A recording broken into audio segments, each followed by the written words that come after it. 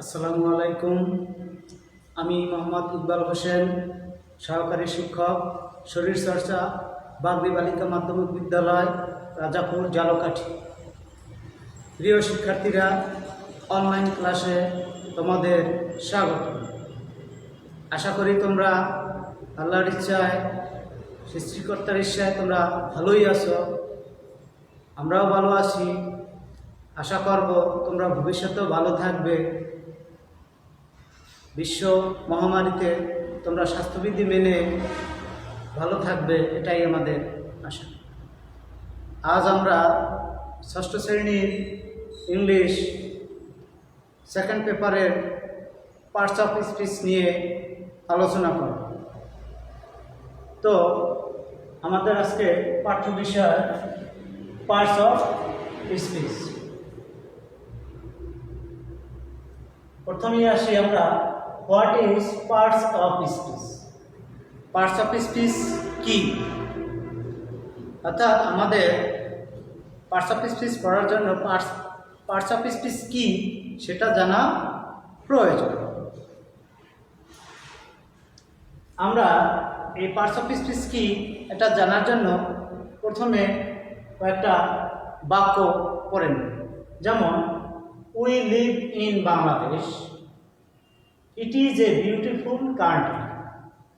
অর্থাৎ আমরা বাংলাদেশে বাস করি।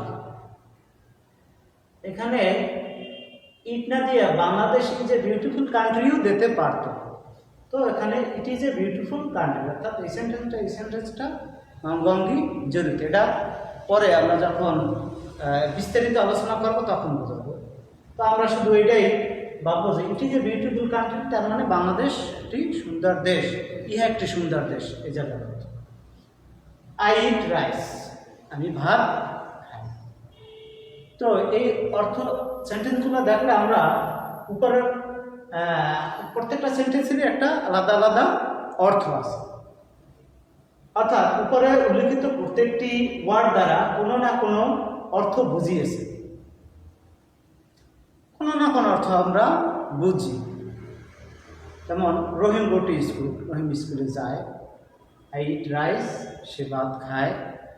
হ্যাঁ, এক একটা বাক্যের একটা অর্থ, এবং এই প্রত্যেকটা ওয়ার্ডেরই আলাদা আলাদা অর্থ আছে। তো এই আলাদা আলাদা অর্থ থাকলে আমরা এক বাক্যে বলতে পারি বাক্যের অন্তর্গত প্রত্যেকটি অর্থবোধক শব্দকে পার্টস অফ স্পিচ বলে। অর্থাৎ এক একটা বাক্যে আমরা অনেকগুলো ওয়ার্ড থাকতে পারি, শব্দ। তো আমরা ওই পূর্বের কথাই আলোচনা করলাম।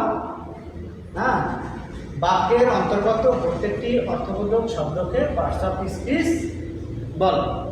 মনে থাকবে তোমাদের? না থাকলে একটু এটা রিপ্লাই করে বারবার দেখো, ঠিক আছে? এবার আসো, আমরা পার্টস অফ স্পিচ বুঝলাম যে কাকে বলে। অর্থাৎ সোজা ভাষায় বলতে পারি, একটা বাক্যের ভিতরে যতগুলো শব্দ থাকে প্রত্যেকটা শব্দের একটা একটা অর্থ আছে। এই বাক্যের অন্তর্গত প্রত্যেকটি অর্থবোধক শব্দকে পার্টস অফ স্পিচ বলা হয়। এবারে আমরা লেসন 2 দেখব, classification of parts of speech. Parts of স্পিচের শ্রেণী বিভাগ, অর্থাৎ পার্টস অফ স্পিচ কত প্রকার, কয় ভাগে ভাগ করা হয়েছে। ইংরেজিতে পার্টস অফ স্পিচ 8 প্রকার। ইংরেজিতে পার্টস অফ স্পিচ 8 প্রকার, যথা নাউন বিশেষ্য, প্রোনাউন সর্বনাম, অ্যাডজেক্টিভ বিশেষণ, ভার্ব ক্রিয়া, অ্যাডভার্ব ক্রিয়া বিশেষণ, প্রিপোজিশন সম্বন্ধ সূচক অব্যয়, কনজাংশন সংযোজক অব্যয়, ইন্টারজেকশন আবেগ সূচক অব্যয়। তো আমরা কি জানলাম, ইংরেজিতে পার্টস অফ স্পিচ কত প্রকার? 8 প্রকার। Noun, pronoun, adjective, verb, adverb, preposition, conjunction, interjection.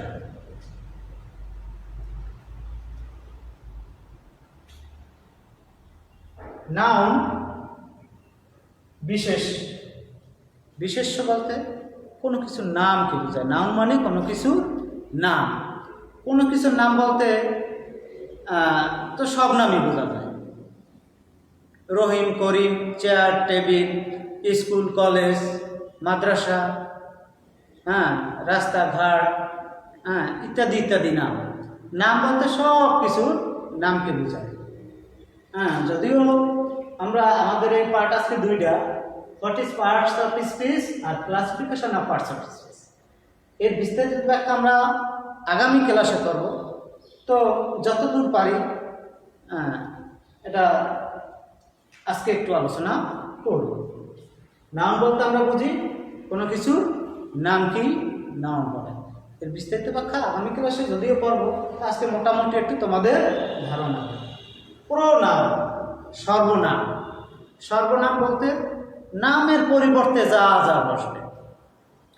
যেমন ছোট্ট একটা উদাহরণ দেই। রহিম স্কুলে যায়,